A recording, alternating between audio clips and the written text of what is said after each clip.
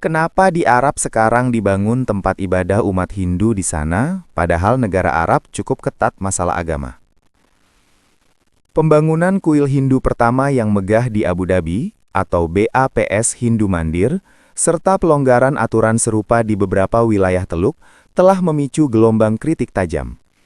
Dari sudut pandang kritikus ekstrim dan kalangan Puritan, fenomena ini dianggap sebagai pergeseran fondasi teologis Jazirah Arab. Berikut adalah poin-poin analisis dari sudut pandang tersebut. 1.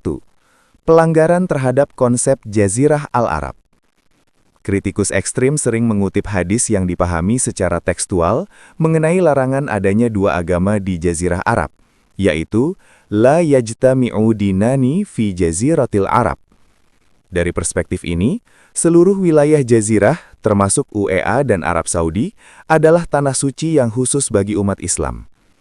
Pembangunan rumah ibadah non-Muslim dianggap sebagai pelanggaran kedaulatan spiritual dan bentuk pengkhianatan terhadap wasiat sejarah yang telah dijaga selama 1400 tahun.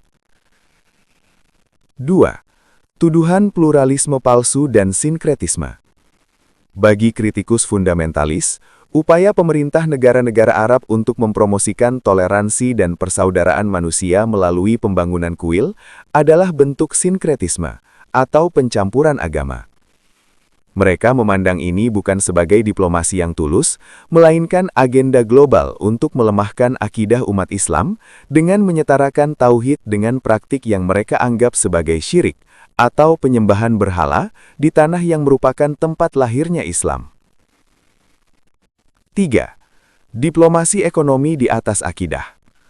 Kritikus ekstrim menuduh bahwa para pemimpin Arab saat ini lebih memprioritaskan investasi asing dan stabilitas ekonomi daripada menjaga kemurnian agama.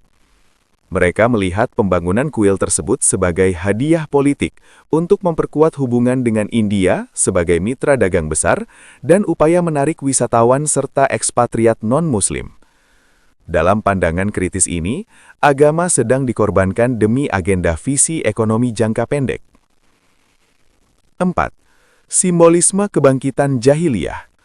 Bagi sebagian kritikus eskatologis, kembalinya simbol-simbol agama kuno atau berhala ke semenanjung Arab dianggap sebagai penggenapan nubuat mengenai akhir zaman.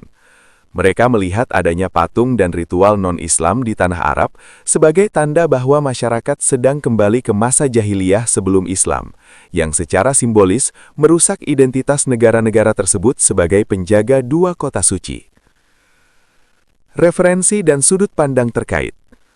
Hadis riwayat Imam Malik, Al-Muwatta, mengenai keberadaan dua agama di Jazirah Arab, yang menjadi rujukan utama bagi mereka yang menentang pembangunan rumah ibadah non-Muslim di wilayah tersebut.